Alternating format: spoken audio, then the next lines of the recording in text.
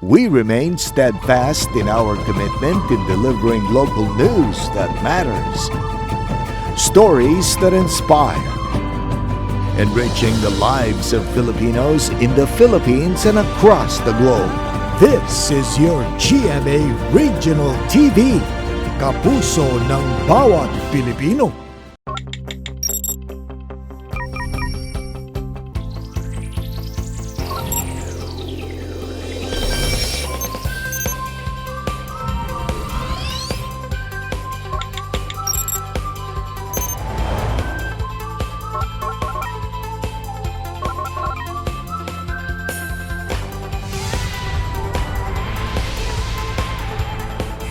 Kini ang GMA Regional TV Live.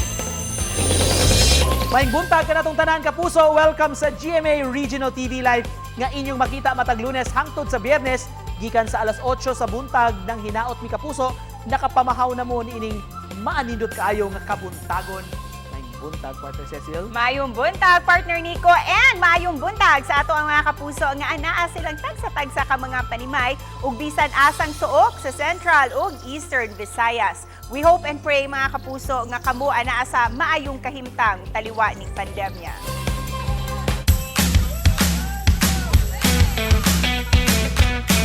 Ug sa mga excited nga mag-exercise ning mga orasa, tara ato nang sugdan ang pagpaugnat.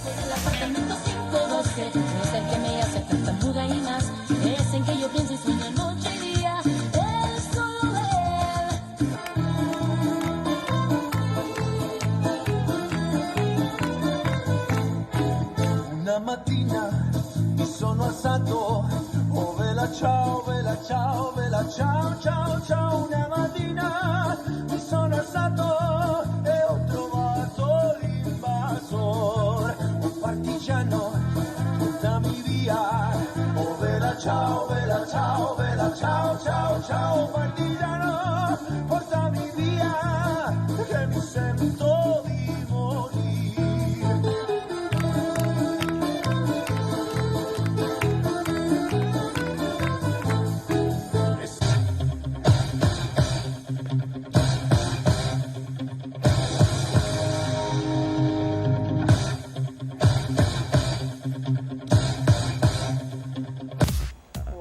Pagkanindot sa Belgium. Belgium yun ang napansin no, sa videos. Pero pagkanindot kay maka-outdoor exercise na sila. O ginaot kita, sundog lang talaga sa itong mga backyard lang po sila. No? Sa atong tagsa-tagsa usa ka mga panimay. Busa sa mga fitness enthusiasts diha, pwede kaayo kamusab mo share sa inyong morning fitness routine. Gamita hashtag 3Minute Fitness o hashtag GMA Regional TV Live. I-post kapuso ang inyong mga easy to follow steps nga atong ipaambit sa atong mga viewers. O karong buntaga mga kapuso, atong mahinabi si kapuso actress Faith De Silva ug hisgutan ta ang umaabot niya nga role ug karakter dinhi sa bag-ong afternoon prime drama series ang Las Hermanas. Ug ato usab mahinabi ang usa ka Filipino-American director kauban ang duha ka mga Cebuano sound designer nga maoy nagpaluyo sa pagbugna sa duha ka mga international films nga nagpakita sa Filipino culture ug nalakip karon sa LA Asian Pacific Film Festival. Samtang ato sa maila-ila usa ka Cebuano artist nag-promote sa turismo sa Pilipinas subay niining World Tourism Month. Karon kapuso sugdan na nato good vibes surong buntaga. Makauban nato kapuso Faith De Silva. Gikan siyang pagka-sexy comedian sa Bubble Gang, karon laing challenging role na usab ang iyang bidahan sa umaabot nga afternoon drama ang Las Hermanas. Busa mga kapuso, let's all welcome kapuso actress Faith De Silva. Mayong buntag, Faith, and welcome sa GMA Regional TV Live. Maayong buntag sa inyong tanan at maupay na aga sa inyong mga Cebuano. Hello! Good morning! Good morning sa iyo, Faith. Ikaw, Faith, ha? You have a very meaningful name. Ikaw ba, Faith? What keeps your faith strong? My strong support system and yung trust ko kay Lord with every day I wake up and I know I am safe and I am protected. At bilang produkto ka ng Starstruck Season 6, Faith, ano yung pinaka-importanting lesson na natutunan mo from that experience? When I joined Starstruck, I was still young. I think I was 15 or 16. So, alam mo yun, nung bata tayo, medyo laro-laro lang, enjoy-enjoy lang. But then, because of Starstruck, ang daming nag-open na opportunities. Sobrang thankful lang ako with GMA Network, with GMA Artist Center, sa trust na binigay nila sa akin, sa tiwala na pinapakita nila sa akin with this project na Las Hermanas. At isa talagang malaking blessing itong bago mong project, ang bagong drama series ng GMA, ang Las Hermanas. Kaya naman, Faith, saan ba iikot ang istorya nito? Ang istorya ng Las Hermanas ay tungkol sa tatlong magkakapatid. Si Yasmin Curdy will be playing the role of Dorothy. Si Thea Tolentino is si Manny Manansala, and me, Scarlett. The usual, ako, typical na bunso, spoiled. So, sa story na to, makikita nyo talaga yung difference ng magkakapatid, yung iba't ibang side. Faith, how will you describe Scarlett Manansala as a sister? Do you consider yourself ba na kaugali ni Scarlett? Scarlett is a bunso eh. Ako kasi, panganay ako sa aming dalawa na magkapatid. Yung isa sa trait niya na masasabi ko na nasa akin din is yung pagiging matatag niya. And when she really wants something, she would go for it. Sa drama na ito, Faith, gaano ba kaimportante ang mga kapatid sa pamilya at ano ba dapat ang role nila sa family? Sa panahon ngayon, ang kailangan natin talaga is strong relationship with our family, but not just with our family, with our friends also. And alam mo yun na kahit na gaano kadaming ang pagdaanan nyo, it's nice to know that you have a family. Kaya naman with that, Faith, imbitahan mo na ang mga kapuso natin na abangan ang Las Hermanas. Sana po ay suportahan niyo ang aming palabas na Las Hermanas. Soon na po yan on GMA Afternoon Prime. And lastly, Faith, ano naman ang mensahe mo para sa mga viewers natin dito sa Central at Eastern Visayas? Hello guys! Mag-iingat po tayong palagi and sana dumating yung panahon na okay na ang lahat at makapunta ako dyan, makabisita ako sa inyo, and sana po suportahan niyo ang aming palabas na Las Hermanas. Thank you! Thank you din sa iyo, Faith. We look forward to see you here in Cebu soon. Daghang salamat! Daghang salamat! Thank you! Bye-bye!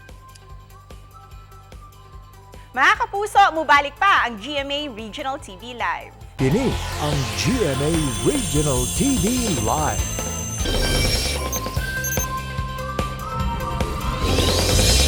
Balik sa GMA Regional TV Live, mga kapuso, talento o garbong sugbuanon atong hisgutan rong buntaga day duha nga taga Sugbo gyud, mga sound engineers ni sila sa duha ka mga pelikula nga i-showcase sa Asia Pacific Film Festival sa Estados Unidos. Atong ilahon silang duharong buntaga og nganong nagtrabaho man sila ning maong pelikula. Makauban nato si Jan Noval ug Alain Godornes, ingon man ang direktor sa maong pelikula si Randall Camrad. Good morning, Randall, John, and of course Alain. Welcome to the program.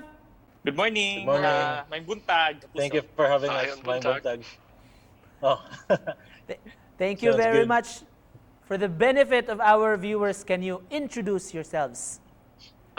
Sure. So, I'm Randall Camrad. I'm the writer and director of The Monsters Without, which is the feature film. And I'm also the director and producer of No Dogs, which is the short film, both of which got into the Los Angeles Asian Pacific Film Festival. My Ikaw, name is bro. Jan Domino Naval, and I'm one of the sound engineers, the sound designers. I'm a audio engineering graduate sa Atlanta, Georgia, and I also play in a band called Run Rabbit. These guys right here. My name is Elaine, born and raised in Mandawi, Cebu, and also one of the sound designers of the two films, and been in the field of audio for over 10 years now. Randall, we've learned, of course, as you have said, you're the director, producer of No Dogs and Monsters Within Us. How did you come up with such films, and why did you create them? Well, in the case of The Monsters Without, as it's called, I was living in the Philippines for a little while, and I was sort of on the lookout for a story that would be interesting to turn into a movie, and I was inspired by the local folklore and the mythology. Sort of when I started to hear about and learn about things like the Aswang and the Kapre, I felt like that was really an exciting sort of mythology that could be the basis of an excellent story, and it kind of went from there. In the case of No Dogs, the short film, Georgina Tolentino, the writer, producer, actress, brought the story to me, and it's all about the Watsonville race riots in 1930s California, which happened between Filipino laborers and white vigilantes, and that one also felt right away like a very interesting story. How do you feel that your movies will be showcased at the LA Asia Pacific Film Festival? Can you tell us more about this film festival? Well, of course, it was really exciting to get the news. We're very happy to finally have a platform for both of these stories. We work on these stories so hard, and we try to make something really exciting for Filipinos and Filipino Americans, and having a platform like this is really great. All right, for the two sound engineers, Jan and Elaine, unsay feeling ninyo nga nahimong parte aning duha ka international films? So mostly what I worked on was mixing the dialogue, and what we basically did was I made the challenge voices fit the scene perfectly. So example, if we were in a cave or something, you need to add some reverb, and you need to match the actor's distance with the camera and all that. So we carefully considered all the details and tweaked the audio. Well, at the start of the project, especially the Monsters Without, was pretty challenging. Like organizing hours upon hours, maybe days of just organizing audio.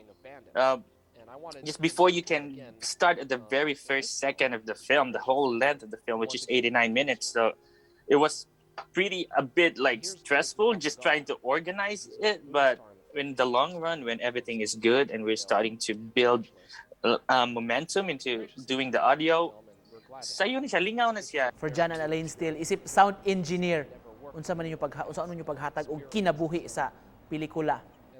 Basically, just add the right sounds for the scene.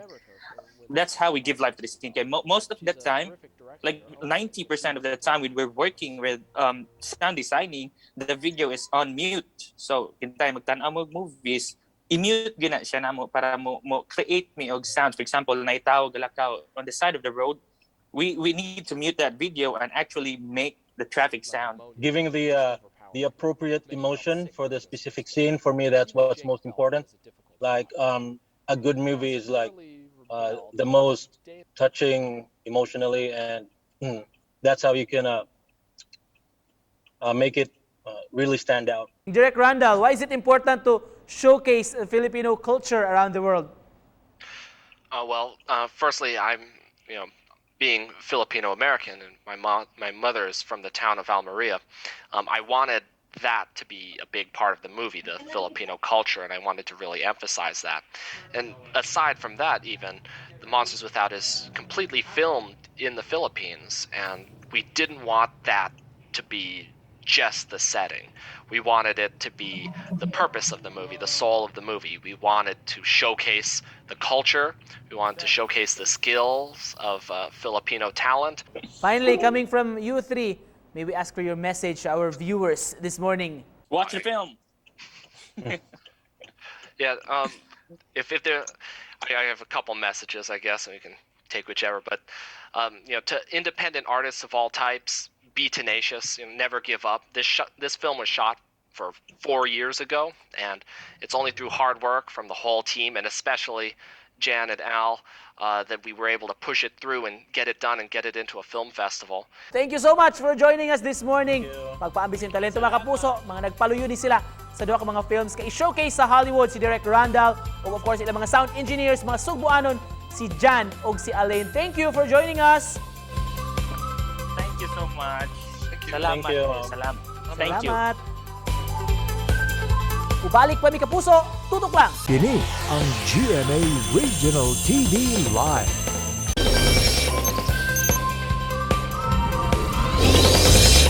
Sa spotlight rong buntaga mga kapuso atong ilailahon kining college student nga tunay advokasya pag-promote sa turismo dinhi sa ato pinaagi sa art. Giunsa niyang pamaagi ha kini mga kapuso pagbuhat tungod kay nakapadani kini iyang mga cutouts nga gihimo rong bag-o atong pakisayran kini gikan kang Jericho de los Santos. Mayong buntag Jericho, welcome sa GMA Regional TV Live. Hi everyone, upaayong buntag sa tanan. Thank you very much for inviting me here today. Salamat Sab Jericho for joining us this morning. Para sa atong mga viewers, can you introduce yourself to us this morning? My name is Jericho de los Santos, but my friends call me Jerko. That's Gerko.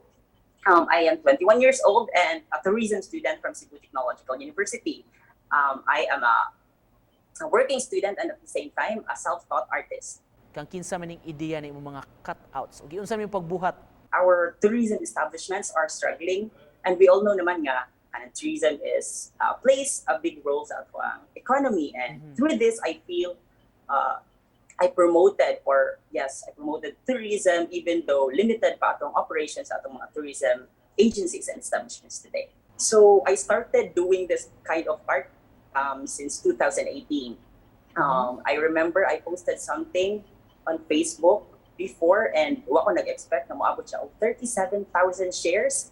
And after that, I feel motivated to create something like that because knowing daghan ang naka-appreciate online. Sa proseso sa pagbuhat ani Jericho dili ba lisod? Like pila ka oras man imong gikinahanglan i-devote sa usa ka buok ka artwork? Personally, di naman ko rin lisudan kay murag na anad na sad, pero usually mahuman ako ni siya within 1 to 2 hours. Labi na karong panahon sa pandemya, murag badly affected gyud atong tourism sector. Mingon tag nahagba gyud, ubay-ubay gyud ang nagsalig ni imong industriya. In what way can you help unsa mga lakang atong angayang buhaton dili lang natong mga pribado individual sa komunidad sa aron pagtabang sa atong tourism sector? First, we should follow the government. We should follow the professionals, like following the health protocols, because I believe that is the first step para ma-prolong nato ang flatten sa curve. Then, when it comes to tourism, through art, through singing, like dancing, we can promote tourism. Unsa may sunod Yes, nimo sir. nga mga artworks na plano nimong buhaton Jericho nga among angayang atangan? Dili pa ko sure, but I guess I will still continue creating art that is related to tourism, or maybe something about Christmas or Halloween because those big holidays are fastly approaching. Jericho, sa mga interesado lang, like makakita sa uban nimong mga obra, sa asa man nila ni makita, doon na ba kay social media page po nga pwede nila ma-check out? You can follow me in my personal account. That's Jericho de los Santos on Facebook, Jericho Santos on Instagram. Alright, in closing lang Jericho, message nimo sa mga viewers nato nagtan-aw karong butaga.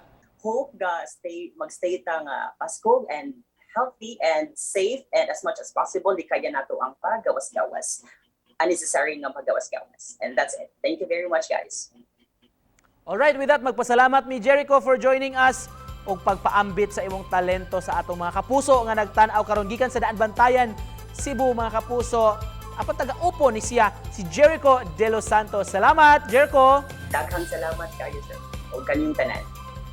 Sa BizTalk, nakauban nato karong buntaga kapuso Faith Da Silva, usa ni siya sa mga bida sa atong angayang atangan nga family drama dinhi sa Kapuso Network ang Las Hermanas.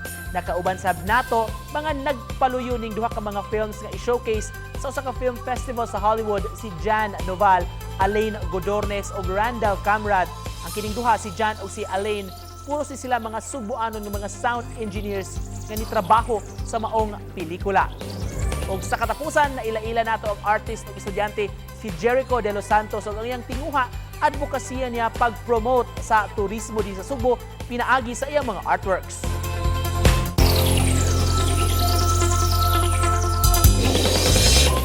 Kanil paminahon sil no nga sa international stage ma-showcase nato ang kulturang Pilipinhon. Yes, ilabi na kani pa jud ato ang kultura is very rich and very colorful. Madrama man, ma-fantasy or horror na mga istorya daghan jud noon taan na.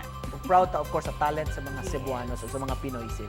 Busa mga kapuso ani kami ibilin nga pabaon alang kaninyong tanan gikan ni Thomas Wolfe usa ka American novelist. Culture is the arts elevated to a set of beliefs. Kapuso, sa mga gusto nga mo preview nimong episode, please visit our official website www.gmaregionaltv.com ug bisita hasab among official YouTube channel GMA Regional TV. Please click subscribe. Daghan kayong salamat mga kapuso sa laing adlaw sa atong pagpanaguban. Thank you for joining us this morning mga kapuso. Nang hinaot kami nga matag buntag kami ang inyuhang piliong kapares. Matag buntag ang GMA Regional TV Live. That in all things, God may be glorified. Stay strong, keep safe mga kapuso.